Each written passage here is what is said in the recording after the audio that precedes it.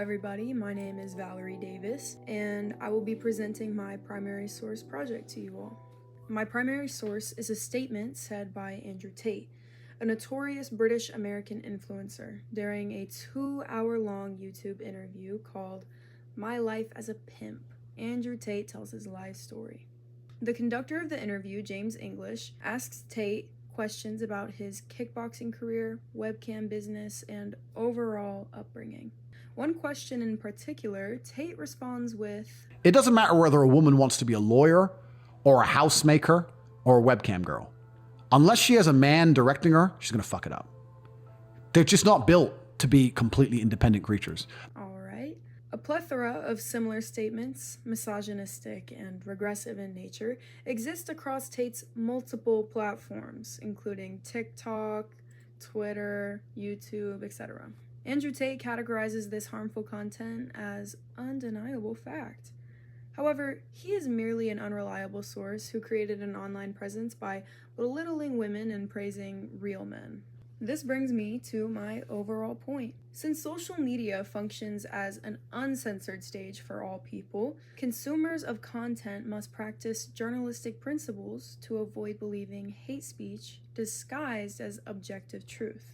This point relates to Andrew Tate's statement and overall character because he continually draws back to his money, kickboxing career, and religion to suggest that he is a credible source of information. Yet he harps on humanitarian topics such as gender and equality, but does not have the qualifications to back up his assertions. The truth of the matter is, not a single internet user should believe claims made by an unqualified informant. To support my overall idea, I divided it into 2 subpoints. 1.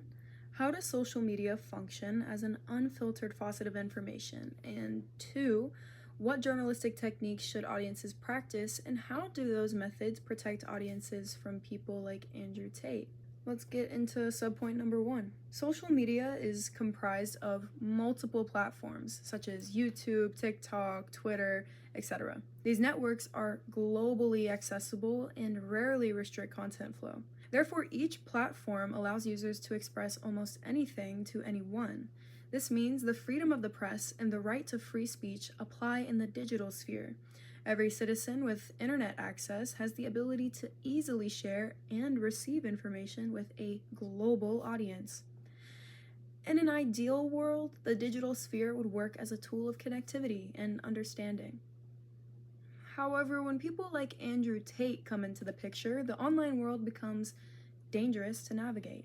An online article titled Power of Unfiltered Content in the Social Media Era maintains that content creators and media users alike must be responsible for their online activities by keeping in mind the impact of what they produce or view.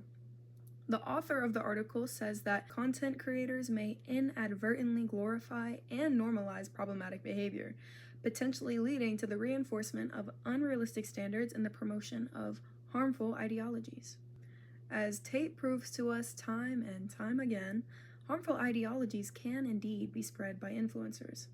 However, that does not eliminate an audience member's ability to decide for themselves whether an influencer is reliable or not. This leads me to subpoint 2. Journalism, at least good journalism, relies on honorable, credible sources of information. For example, a journalist who needs to draft a story about depression coping mechanisms should consult with a therapist who possesses a PhD in psychology. A scholarly source titled Journalistic Techniques in Communication Centers defines what a journalist is and talks about multiple journalistic techniques employed by student tutors to aid the academic growth of their clients. The article describes a journalist as a person who gathers, analyzes, and evaluates information so that they can share it with an audience.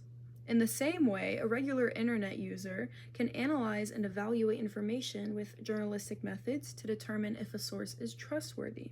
2 significant journalistic principles the author focuses on are 1. Double-checking sources, and 2. Evaluating people's motives. The article states that double-checking sources make students better consumers of information and create students who develop a lifelong commitment to approaching learning with a critical perspective. It also advises to take nothing at face value and always be skeptical of people's motives and who they are connected to. Without these two pieces of journalistic training, an internet user may accept the things Tate says without further analysis of the speaker or without questioning his motives, consequently leading that user to develop damaging viewpoints of women, men, and their relationship amongst one another.